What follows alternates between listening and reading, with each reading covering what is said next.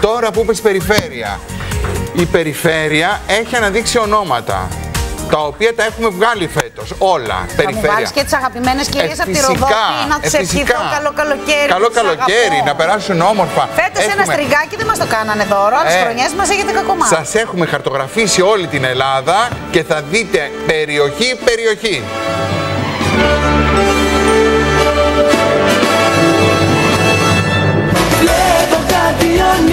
Συμβαίνει το εξής. Όταν κυρίως είμαι πάρα πολύ κουρασμένος, βλέπω ότι τηγανίζω βερίκοκα.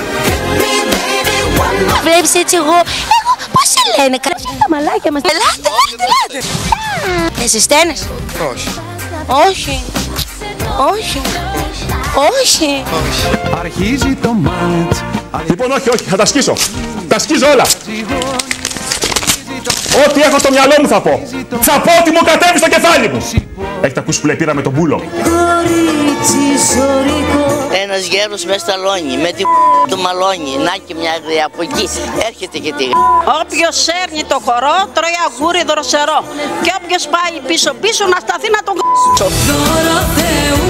Τα δώρα μας έχουμε πυροτεχνήματα 8 βολών, 2 κουτιά φυσίγγια, ένα ημιμόνιμο μανικιούρ, μία πίτσα, ένα κοτόπουλο στα κάρβουνα. Κάτια, Ναι. είσαι θεά. Μόνο θεά, αγάπη μου. Εγώ είμαι η βασίλισσα της Θεσσαλίας. Η δεύτερη ταινία του Sherlock Holmes είναι εδώ, το παιχνίδι των σκιών. Παρεμπιπτόντως, η σκιά μου σας αρέσει? Μοιάζουν σαν το μοναδικό στραβοπάτημα ενός τέλειου βάλς. Ξέρεις κάτι? Τι? Με θυμίζεις τη μητέρα μου όταν μιλάς έτσι.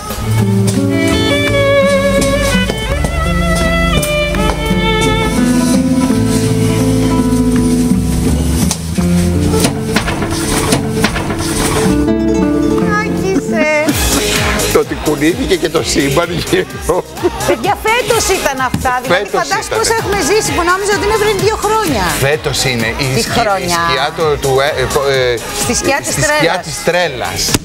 Σύριαλ στη σκιά της τρέλας. Εμένα μου άρεσε και εκείνο που καθόντουσαν, πέσαν στο κρεβάτι και έπεσε με τα πόδια ψηλά. Τέλειο. Εγώ πιστεύω ότι πρέπει να το συνεχίσουν και του χρόνου. Εμείς γι' αυτό τα δείχνουμε για να κάνουν του χρόνου να δει ο κόσμος πολλά.